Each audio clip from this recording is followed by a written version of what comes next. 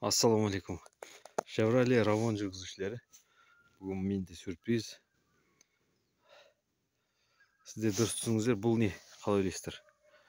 Бұл былай кетеді. Жүріп. Қараңыздар. Бұл әрине гурдың патрубкасы.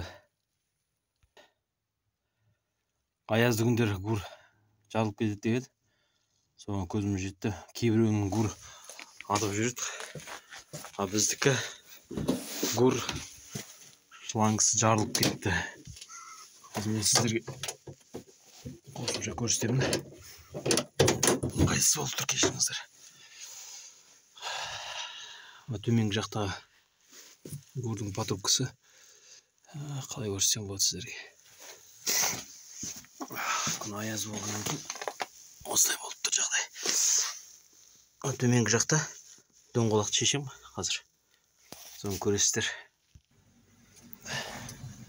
Фонарикті жақтым, көріне ме көрінбей ме білмеймін қазір сіздерге.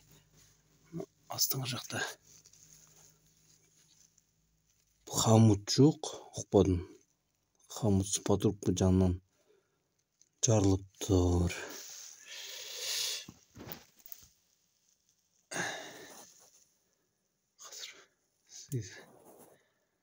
Көріп тұрсың.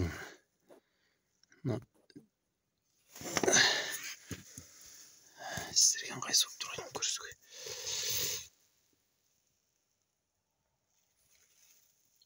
Фокус жасамай тұр ма?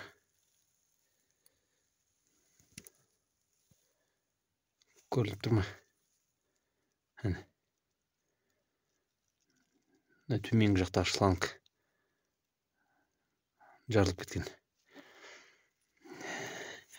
Әсіресе мына гурды айтушы еді заводтан неше түрлі дикстрондарды құяды деп. Негізінде қатпаған былай. Но төменгі давление береді гурға.